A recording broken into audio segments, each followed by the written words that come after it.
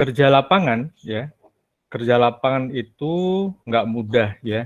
Bagi seorang geologis, ada setidaknya menurut Pak Budi ada 3 hal yang paling penting harus dimiliki ya.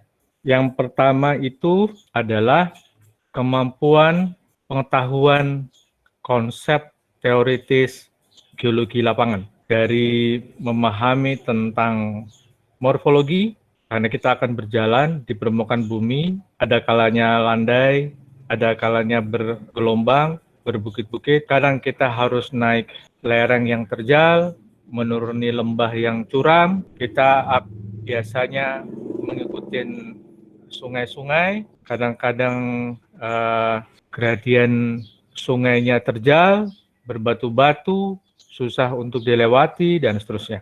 Kadangkala kita melewati daerah-daerah yang mudah aksesnya, lewat jalan raya, lewat jalan-jalan setapak, misalkan seperti itu ya. Dan karena itu, kita harus punya kemampuan memahami orientasi medan ya.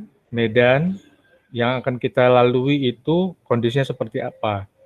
Ya, jadi pengetahuan di awal selain konsep-konsep nanti ketika kita akan berhadapan dengan singkapan batuan. Oke, yang kedua, kalau kita sudah punya pengetahuan geologi lapangan dan konsep-konsep geologi ya, dari mulai mineral, petrologi, sedimentologi, stratigrafi ya, kemudian kita mampu mengaplikasikannya ya di lapangan, karena yang akan kita hadapi adalah tadi morfologi, kemudian batuan, dan kita akan mengenali struktur-struktur geologi, dan kita merangkai itu nanti di dalam cerita menjadi sejarah geologi yang harus kita rangkai ya, yang harus kita interpretasi dari semua yang kita lihat. Kita harus punya fisik yang mumpuni ya. Jadi di lapangan setiap harinya itu kita biasanya mulai bergerak jam 7 pagi sehingga jam 8, kalau aksesnya cukup jauh, jam 8 sudah sampai di lokasi, kita mulai bekerja. Nanti jam 3, jam 4 selesai, dan jam 5 kita sudah kembali ke camp. Ya, seperti itu. Karenanya, biasanya kalau kerja lapangan itu kita berjalan kaki. Jangan menggunakan motor. Biasanya kalau kita menggunakan motor, kita nggak akan detail. Jadi kita harus masuk ke, kalau untuk reconnaissance mapping ya, atau quick mapping, pakai motor untuk melihat secara cepat dalam 3-5 hari sebelum kita melakukan detail mapping, boleh dilakukan ya, untuk melihat gambaran lapangan secara overview misalkan. Tapi kalau sudah detail, ya kita tinggalkan kendaraan, kita mulai berjalan kaki.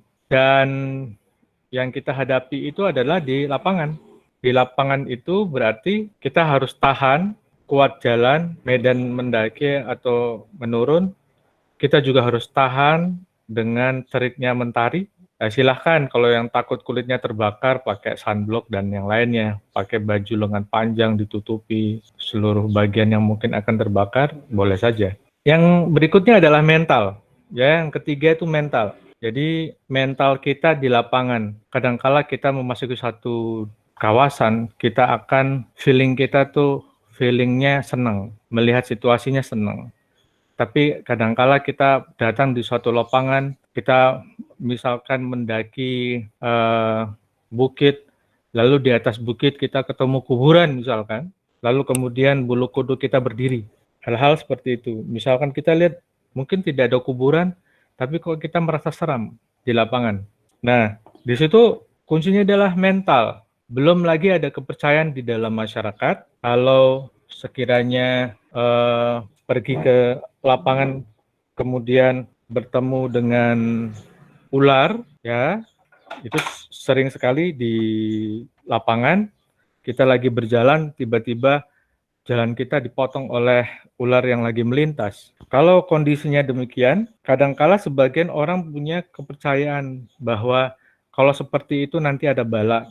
Dan ini harus ditinggalkan ya, yang pendapat-pendapat seperti itu, karena ini berkembang di sebagian masyarakat. Bagi yang memahami, kalau kita tinggalkan, tidak lagi lanjut ke lapangan, ini tentu kalau kalian yang muslim, ini bisa terjumus kepada kesyirikan ya, tatayur. Jadi kita mengkhawatirkan sesuatu yang nggak perlu. Nah, karena itu harus mental kita kuat, ya, keyakinan kita kuat bahwa kita harus tetap berjalan, tetapi semua tidak harus ketemu ular, tidak harus ketemu kuburan, daerah yang sepi, kita harus selalu waspada. Kita harus kenali daerah yang kita tuju, ya. Kalau kamu nggak berani, memang nggak akan dapat data. Contohnya, bimbingan saya itu angkatan 2013, mereka melakukan kerja lapangan di Sawah Lunto. Sebagian dari mereka ada daerah penelitiannya bukit-bukit yang tinggi, ya, dan masyarakat di sana menyatakan bahwa daerah itu jarang dirambah oleh masyarakat sekitar. Mengapa? Karena dalam tanda petik ya, ada harimau Sumatera di sana. Dengan demikian, mahasiswa saya tidak berani jauh untuk menggapai daerah-daerah itu. Mereka sampai batas-batas yang diindikasikan oleh masyarakat, misalkan seperti itu. Lain cerita kalau kita profesional, ya kita menggunakan pawang, ya pawang harimau, atau dengan petugas keamanan yang kita minta bantu. Di Sumatera saja, di Sumatera Selatan, beberapa waktu yang lalu kita dihebohkan penyerangan oleh harimau Sumatera. Contohnya saja di Tugu atau patung rimau di Gunung Dempo, itu ada harimau yang sempat turun, ya. Lalu di beberapa lokasi di Lahat dijumpai juga ya harimau menerkam masyarakat ya, petani kopi. Kenapa? Karena hutan-hutan primer itu udah dijarah, hutan-hutan sekunder udah diisi dengan kopi, habitatnya jadi terganggu, dan sebenarnya mereka berjalan di habitat mereka karena banyak lahan yang dibuka, mereka turun, bersinggungan dengan manusia ketika mereka lapar. Nah ini ya, jadi ini hal-hal yang menjadi permasalahan besar di daerah-daerah yang misalkan di Sumatera ada harimaunya, dan kita harus juga waspada. Jadi itu ya, jadi filosofi kerja di lapangan itu dari penyiapan diri seorang geologis ada 3 hal ya. Yang pertama tadi adalah pengetahuannya ya, yang kedua aspek fisiknya, dan yang ketiga aspek mentalnya. Jadi itu yang harus kalian pupuk, kalian tumbuhkan jika ingin menjadi geologis yang baik. Saya katakan tadi bahwa untuk kerja lapangan tidak mudah, selain karena kita harus menemukan, memeriksa batuan yang tersingkap, mengenali karakteristik hubungan antar singkapan. Jadi kalau kita sudah mengamati satu singkapan, ya kita akan berjalan ketemu singkapan berikutnya. Berjalan lagi akan bertemu dengan singkapan ketiga. Seandainya dalam satu hari kita mendapatkan misalkan 30 singkapan, maka pada hari itu kita sudah bisa dapatkan gambaran hubungan antara singkapan 1 sampai singkapan ke-30. Maksud saya begitu. Jadi, selain kita memeriksa persingkapannya, di dalam benak seorang geologis, dia akan selalu berjalan dan dipenuhi oleh gambaran lapangannya seperti apa, ya. Jadi kalau dia berjalan, dia akan tahu dia akan mendaki atau menurun dari aspek morfologi ya. Kemudian yang kedua, seorang geologis ketika berjalan dari satu singkapan ke singkapan yang lain, dia harus tahu, dia harus paham apakah dia berjalan di batuan yang tua ke muda atau muda ke tua, atau ada peralihan dari muda ke tua lalu kemudian ke muda lagi. Untuk memahami itu tentu kita harus tahu datanya persingkapan. Kita harus tahu datanya persingkapan. Maka tidak mudah ya, kita harus tahu misalkan kita dapatkan gambaran suatu antiklin sumbunya utara selatan ya, paham ya. Jadi gambaran sumbu antiklin sumbunya utara selatan. Berarti dippingnya kemana tuh? Atau sayap-sayapnya kemana itu? Ada yang bisa menjawab? Sayap antiklinnya kemana? Ke sebelah timur, Pak. Kalau dia antiklin berarti dua sisi kan? Iya, Pak, timur Ya, timur. baik. Jadi dia artinya sisi dipping dari batuannya ada timur dan barat. Bayangkan ya, jadi antiklinnya ini udah terpotong oleh erosi ya. Jadi sekarang kita berjalan dari barat ke timur. Artinya apa? Kalau kita berjalan dari barat ke timur, artinya apa kira-kira? Ada yang bisa bantu menjawab? Kalau tadi Ada pengurangan lapisan tuh Pak. lapisannya bagaimana? Dari ada yang lebih muda, terus ketemu yang lebih di bawahnya lagi yaitu lebih tua, terus ketemu yang lebih muda lagi gitu Pak. Baik.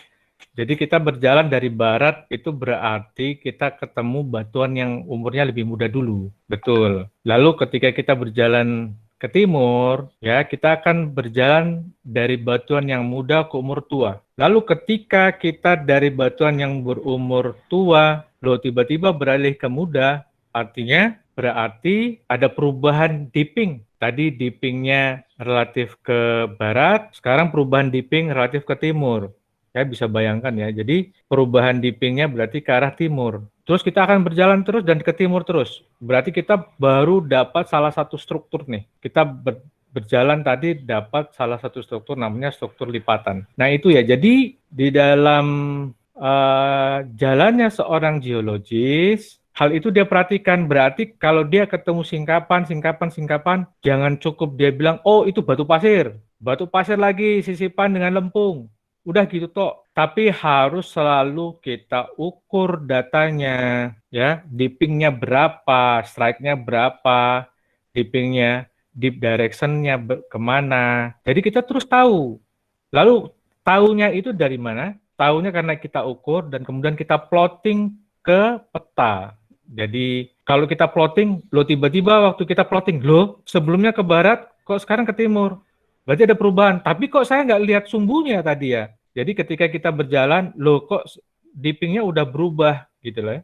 Kok tadi kita nggak ketemu sumbu. Nah sumbu misalkan gini, sumbu lipatan yang arahnya utara selatan tadi, kok kita nggak ketemu ya? Di mana sebenarnya tepatnya sumbu tadi di lapangan, kok nggak kelihatan? Obscure dia, nggak terlihat, mungkin karena ada vegetasi atau daerah yang lapukannya tebal, kita nggak bisa lihat. Oleh karena itu, begitu kita melihat perubahan itu, kita jangan terus berjalan. Kita boleh retreat, kita boleh mundur. Daripada besoknya, kita harus mundur. Kita mendetilkan, coba, belum jauh ini. Di mana kira-kira saya bisa menentukan perubahan dari dipping yang ke barat dan ke timur itu kira-kira di mana? Kalau dia obscure, kira-kira jaraknya berapa sih? 50 meter data yang tidak terbaca, berarti 50 meter itu apakah di situ ada sumbu atau 100 meter atau bagaimana? Itu harus yakin dan pasti kita ketahui ya. Jadi seringkali mahasiswa bagi pemula yang melakukan pemetaan, mereka kurang sense-nya melihat hubungan satu lokasi data dengan data lainnya di lokasi yang berbeda. Padahal ini penting sekali. Jadi kita harus mendetilkan itu. Kemudian juga berkenaan dengan kemampuan kita merekam data batuan dengan kompleksitasnya ya. Nggak sederhana ya. Kadangkala di dalam satu singkapan tidak hanya cuma miring saja, bisa terlipat, bisa terpatahkan, ada fracture yang sangat intens berkembang, misalkan seperti itu ya. Itu harus kita lihat satu persatu. Setelah kita lihat, baru kita rekam. Nanti itu yang akan menjadi basis data kita. Jadi kalau kita pulang ke camp, kita harus yakin bahwa data kita yang kita kumpulkan itu adalah benar. Bagaimana dengan validitas data? Kita sendiri yang memvalidasi ya. Tidak ada orang yang memvalidasi. Tidak ada lagi yang kemudian tidak pandai menggunakan kompas geologi. Ketemu dipping dari bidang perlapisan, ketemu bidang sesar, mau mengukur bingung. Kompasnya mau yang ditempelkan bagian mananya. Misalkan, tidak tahu apakah itu azimut yang ditunjukkan oleh sighting arm yang ada di kompas itu atau lengan bidik dari kompas itu, apakah dia sudah menunjukkan arah strike-nya atau kebalikannya ya. Jadi jangan salah. Nah, siapa yang memastikan bahwa data itu benar? Ya kita sendiri. Lalu data kita itu harus berbasis pada informasi geografis. Jadi titik kita itu kita harus plot, dan kewajiban kita itu ada dua ya. Kewajiban kita itu ada dua. Yang pertama, memastikan kita di mana. Dengan cara apa? Dengan cara kita memposisikan diri kita di lapangan itu ke dalam peta. Sebelumnya kan sudah diberi pembelajaran bahwa kalau kita ke lapangan, kita harus menyiapkan peta dasar. Peta dasar itulah akan menjadi peta lintasan dan pengamatan kita. Setiap kita ke lapangan, maka setiap titik yang punya makna dari kegiatan aktivitas kita di lapangan, kita mengumpulkan data apa saja, harus kita marking posisinya menggunakan GPS. Bagaimana kalau kemudian dengan GPS itu yang udah kita lakukan, misalkan kita tidak yakin, ya, atau kemudian mungkin pas di lapangan baterainya habis ya, sehingga GPS-nya tidak berfungsi. Maka yang berikutnya kita lakukan adalah kita melakukan orientasi medan, ya, melakukan orientasi medan. Intinya adalah kita harus memposisikan titik kita di lapangan kepada titik di peta, dan itu harus dilakukan. Kebanyakan, ya, sebagian pemula itu menganggap remeh dan merasa pintar, nanti saja ngeplotnya di rumah, nanti saja ngeplotnya di camp. Jadi data GPS itu hanya apa? Hanya direkam, dikasih nama LP1, LP2, LP3, begitu saja cukup. Nah, itu sebenarnya tidak cukup. Kalau seperti itu nanti tidak menggambarkan apa-apa di dalam lintasan kerja lapangan kita hari itu. Tadi Pak Budi di depan menyampaikan ilustrasi tentang bagaimana kita berjalan pada suatu daerah dengan yang dikontrol oleh lipatan antiklin bersumbu utara selatan. Kita berjalan dari barat timur, kita konsen kepada perubahan dippingnya tadi untuk menggambarkan bahwa ada perubahan struktural misalkan. Ketika kita tidak konsen dengan itu, ya kita tidak tahu. Kenapa? Karena kalau kita plot lokasinya, lalu kita kemudian mengamati batuannya, lalu kita mengukur kedudukannya kita plot di peta, akan nampak perubahan strike dan dip. Orientasinya berubah. Kalau dia orientasinya berubah, dengan demikian maka kita bisa tahu ada sesuatu. Demikian, jadi geologis itu kita berjalan selalu saja membaca data per data, ya. Jadi dengan demikian kita mencoba menginterpretasi. Jadi interpretasi itu jangan di rumah, bahkan baru satu singkapan saja kita udah bisa melakukan interpretasi. Ada apa di situ? Seperti itu ya. Jadi data tadi kita harus olah, kita interpretasi.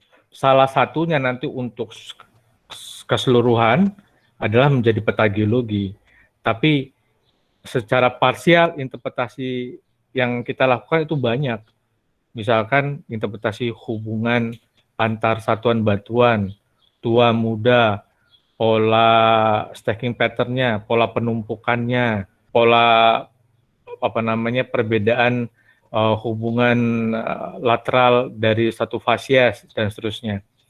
Jadi ini sungguh tidak mudah ya, sesuatu yang tidak mudah kita lakukan. Karena itu silahkan mereview, mengevaluasi diri sendiri, apakah kita sudah siap untuk melakukan pemetaan geologi ya, kerja-kerja geologi lapangan. Pertanyaan kunci, ya, pertanyaan kunci ini adalah hal-hal yang penting yang seharusnya menjadi concern seorang geologis. Yang pertama berkenaan dengan tujuan pekerjaan lapangan. Kita ke lapangan tuh mau ngapain? Kita ke lapangan proyeknya apa? Oh, kita ke lapangan tujuannya untuk produknya menghasilkan peta geologi. Berarti kalau tujuannya menghasilkan peta geologi, Kalau peta geologi berarti kita harus mengenali yang pertama sebaran satuan batuan, yang kedua hubungan satuan batuan itu, yang ketiga berarti kita harus bisa merekonstruksi hubungan satuan batuan itu terhadap deformasi tektonik yang terjadi. Kalau kita bisa merekonstruksi berarti kita bisa cerita sejarah geologinya dari waktu ke waktu sampai saat ini dengan mempelajari bentuk morfologi present day. Saat ini seperti apa? Karenanya itu, lingkup seperti itu berarti kita harus, misalkan tadi dikatakan kita punya suatu area kerja. Artinya yang kita lakukan itu adalah harus mampu mengcover daerah pemetaan dengan sistematik dan efisien melalui penetapan rencana lintasan, jadi rencana lintasan pengamatan yang efektif, yang dalam setiap harinya dilalui akan memberikan gambaran beragam ya satuan batuan yang mungkin akan muncul. Berarti di sini kalian sudah harus paham tentang konsep bahwa supaya kita mendapatkan banyak variasi data batuan, maka kita harus berjalan relatif tegak lurus terhadap kedudukan lapisan batuan. Nah, seperti itu. Jadi desain dari pertama mau kerja lapangan, apa yang akan kita lakukan itu tergantung tujuannya, desain. Dan kita akan mampu mengerjakan berapa lama? 9 kali 9 kilo. 9 kali 9 kilo dalam peta skala 1:25.000. Akan berapa lama kita selesaikan?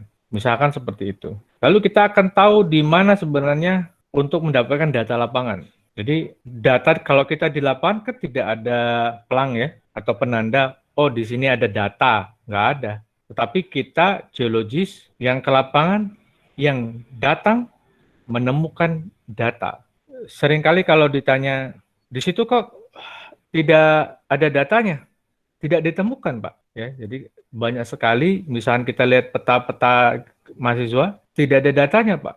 Kalau tidak ada datanya, bukankah kalian punya kewajiban untuk menemukan data itu? Jadi kewajiban kita sebagai geologis itu dengan pendekatan keilmuan, kita mendesain di mana sajakah kemungkinan data itu akan mungkin muncul. Pemahaman itu akan penting sekali untuk membantu kita. Lalu bagaimana cara kalau kita sudah menemukannya, posisi kita terhadap data tadi. Ya tadi saya katakan di pengantar tadi, kita harus mampu untuk memplotting posisi kita. Ya, memplotting posisi kita. Bisa menggunakan GPS, ya, alat bantu, kita marking dengan GPS, atau kita menggunakan orientasi medan. Lalu kemudian bagaimana menghadapi singkapan batuan? Dan dari mana kita harus memulai? Ada singkapan batuan bagus, tapi kalian cuma 2 menit di situ. Nggak cukup ya. Kita harus memahami benar singkapan batuannya. Baru kita mulai merekam, mendokumentasikannya. Lalu kalau kita udah kita ketemu ada singkapan yang bagus, tapi kita mau bagaimana, jenis data apa yang harus kita kumpulkan dan bagaimana cara mengumpulkannya. Nah, teknik atau metode ya, metode pengumpulan datanya itu harus kita pahami. Oke, sekarang apa itu tujuan dari pekerjaan lapangan? Tadi sudah saya gambarkan, kalau kita tahu tujuannya, maka kita akan bisa merencanakan kerja secara efektif dan efisien seperti yang tadi Pak Budi sampaikan ya, mendesain lintasan. Misalkan kita produknya mau buat peta ya, jadi hasil pekerjaan misalnya membuat peta. Nanti satu hari berbeda kita ingin membuat kolom stratigrafi detail, tentu metodenya akan beda lagi. Kalau kita misalkan tujuannya cuma kolom stratigrafi dari aspek lithostratigrafi saja beda. Tetapi kalau kita combine dengan misalkan kita melakukan analisis biostratigrafi, kita mau lihat perubahannya detail, jadi kronostratigrafinya itu muncul detail, nanti akan ada diakronos dengan Litostratigrafi, ya. Jadi ada diakronos antara biostratigrafi dan litostratigrafi. Kalau begitu kita harus setiap perubahan dengan detail, ya, secara sistematik kita harus banyak-banyak ngambil sampel supaya nanti kita akan menggunakan konsep faunal succession, ya, suksesi faunal untuk memahami, ya, kemunculan takson-takson, memahami kemunculan fosil, kapan dia muncul, kapan dia punah. Lalu kita akan menentukan biodatum-biodatum di dalam ikatan-ikatan litostratigrafi. Nanti biodatum itu kolom stratigrafi yang lain, biodatum yang sama akan kita hubungkan, maka akan ada yang kita sebut dengan korelasi. Nah, jadi kerjanya beda lagi. Maka kita harus paham apa yang harus kita lakukan. Kalau enggak, kita nggak bisa kerja. Jadi sudah ke lapangan, terus selanjutnya mau diapain? Nggak bisa begitu. Jadi kita harus tahu tujuannya nanti hasil akhir dari kerja lapangan itu apa yang dipresentasikan dan apa yang akan dibahas. Maka tujuan tadi pasti akan menurunkan apa saja langkah-langkah, apa saja cara-cara, apa saja metode untuk mencapai tujuan, maka itu harus kita pahami dulu. Nanti menjalankan langkah-langkah, cara-cara, dan metode di dalam kerja lapangan, maka kita akan dapatkan hasil kerja lapangan. Hasil kerja lapangan untuk memenuhi tujuan yang sudah kita tetapkan. Seperti itu. Kalau untuk pemetaan, maka untuk kerja efektif dan efisien itu harus bisa kita pahami dulu resolusi petanya. Sekarang pertanyaan Pak Budi itu adalah apa yang dimaksud dengan resolusi peta? Ayo silakan kita diskusi. Ayo Fadli. Oke Pak, jadi menurut saya resolusi peta itu Pak, tingkat kenyataan peta itu atau tingkat kerealan data itu Pak. Jadi tingkat apanya itu Pak, datanya itu apakah udah real dengan yang ada di peta sama di lapangannya nanti gitu Pak. Sesuai gitu perhitungannya. Kalau resolusi, kalian paling gampang kalau kita bilang resolusi gambar ya. Kalau kamera itu resolusi gambarnya berapa dpi, ya, resolusi gambarnya. Berarti itu dot, ya, gambaran dot matriks di dalam gambar atau pikselnya di dalam gambar itu akan terbaca detail. Nah, kalau peta secara visual, berarti kan peta itu kan kita akan print, toh? Kita tuh akan print. Kalau peta secara visual kita lihat, yang paling kecil kamu lihat ukurannya berapa? Cili, coba Cili. Ukuran resolusinya, Pak? Kalau peta kita lihat, ya, kalau kita print, mata kita sebenarnya mampu melihat di peta itu ukuran berapa? 300 atau 3.000 kalau yang kemarin yang bagus. Apa tuh 300 sama 3.000 itu apa? Ukuran pikselnya Pak, kalau yang dari ArcGIS 3.000 piksel. Kalau sudah di printing, tadi Pak Budi bilang kalau sudah dicetak, di printing. Berapa ya? Nah kalau yang itu saya kurang tahu Pak, lupa ukuran detailnya.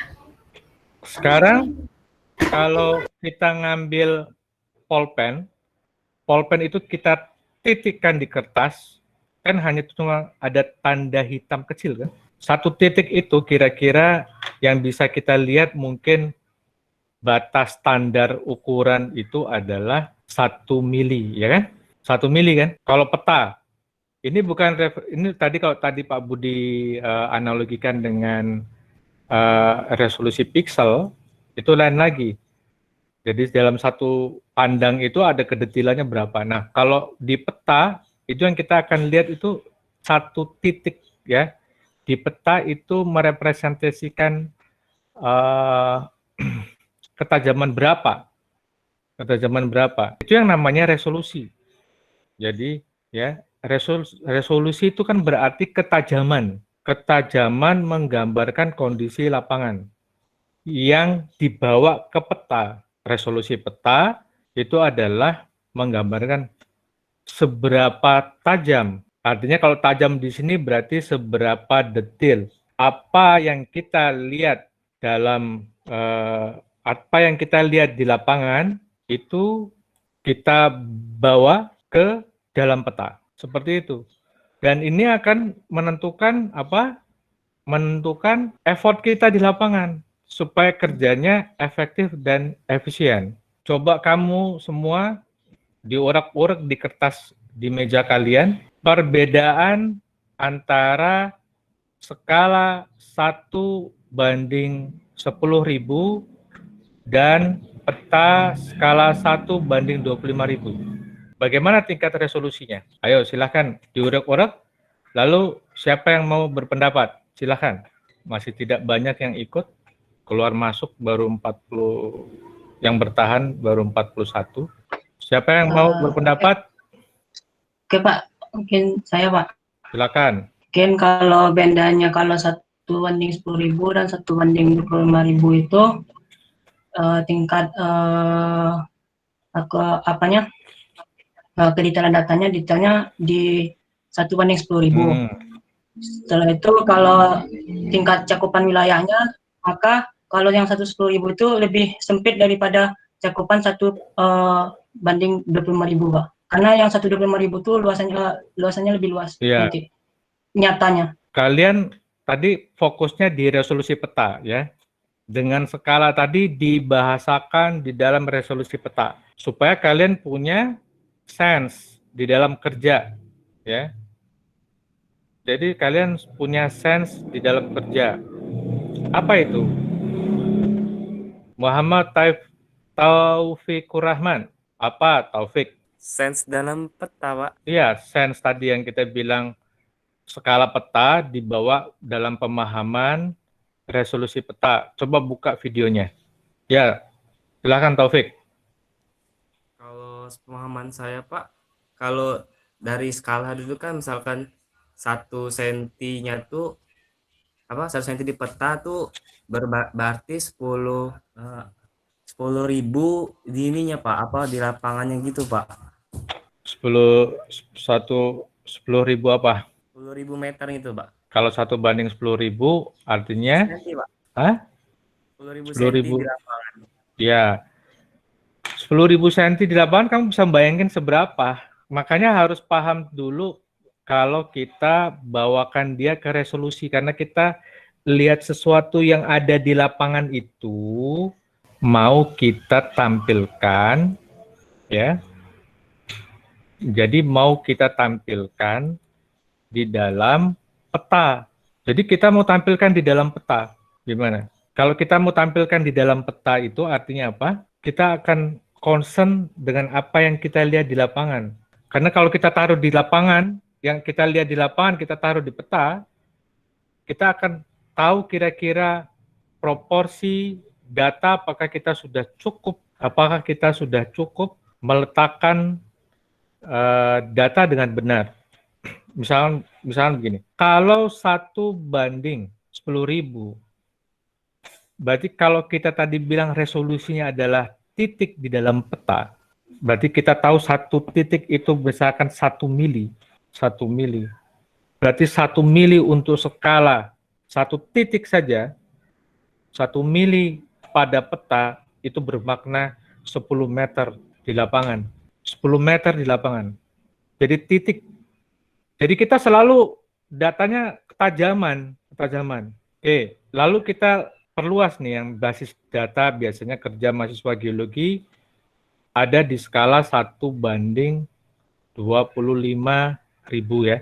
Pemetaan untuk tugas akhir itu atau pemetaan geologi itu ada di 1:25.000. Artinya resolusinya berapa? 1 titik itu 250 meter, Pak. 25 meter. Ya, kuncinya di situ, Amsal. 1 titik 25 meter. Jadi 1 titik itu kalau 25 meter, cuma titik loh ya. Titik loh.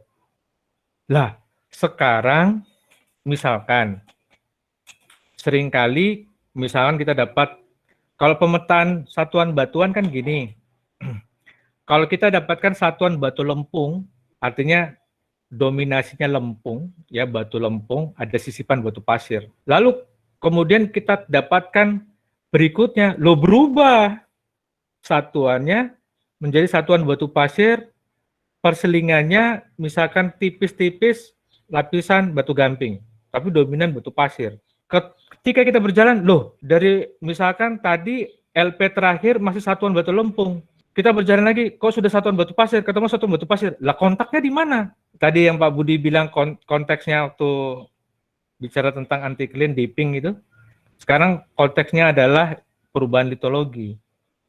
Nah, ketika kita mendapatkan perubahan litologinya,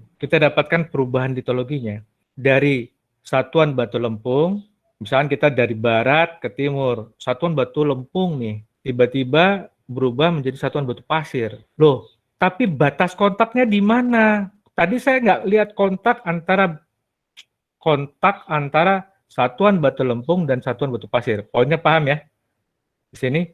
Nah, tetapi kita tuh benar-benar nggak dapat batas kontaknya. Tiba-tiba udah masuk saja ke satuan berikutnya. Padahal data terakhir dari litologi batu lempung, satuan batu lempung ke satuan batu pasir hanya 50 meter. Hanya 50 meter. Kalau gitu, 50 meter itu di peta resolusinya tercover dalam berapa jaraknya? 2 titik, Pak. 2 mili, Pak. 2 mili saja, bayangkan. 2 mili kan kecil. Di lapangan kita bilang, nggak ada data, nggak ada kontak batas. Tapi kita tahu bahwa kedudukan di satuan batu lempung ada sisipan batu pasirnya, kita bisa ukur. Di dalam batu pasir dengan satuan batu gamping, dengan ada sisipan batu gampingnya kita bisa ukur. Dippingnya sama persis. Ya, relatif sama. Kalau begitu kontaknya sama, kita akan langsung menginterpretasi, oh, menurut hukum Steno, antara lempung dan batu pasir itu ada pola penumpukan, dippingnya sama. Yang berada di bawah dia lebih tua, yang di atas lebih muda. Kalau dippingnya sama, berarti kontaknya akan membentuk batas yang sama.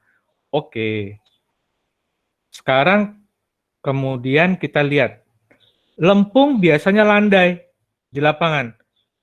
Ya, lempung biasanya mudah terlapukkan dan dia biasanya akan landai. Tapi kalau batu pasir, sisipan batu gamping, kemungkinan dia akan lebih resisten.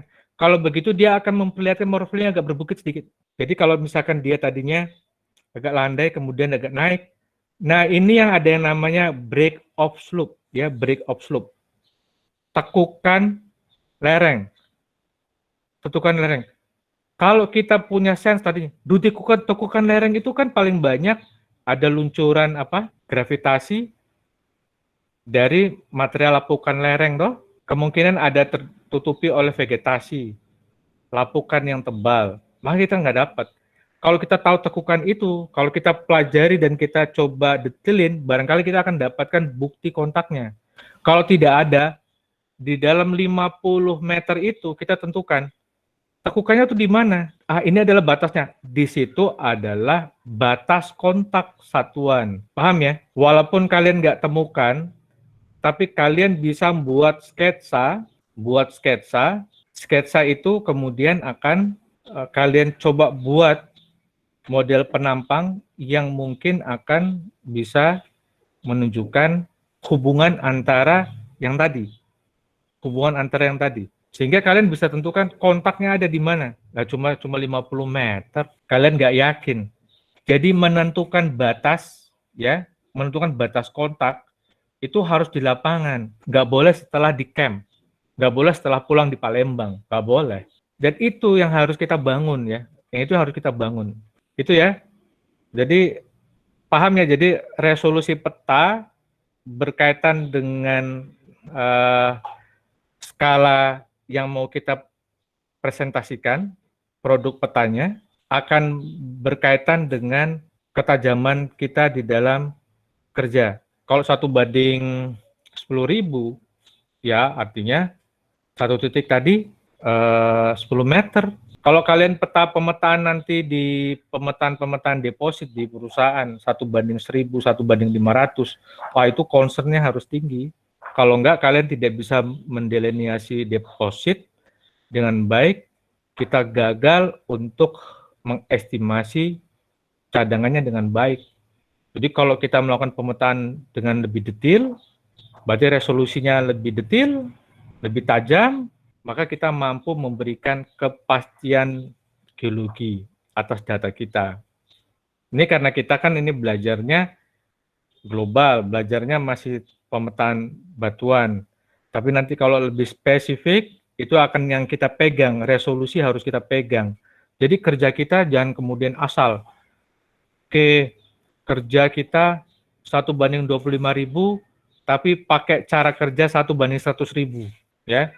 Kalau 1:100.000, berarti kan resolusinya 1 titik 100 meter toh? 1 titik 100 meter. Nah, itu gampangin toh, artinya gampangin toh. Nggak boleh.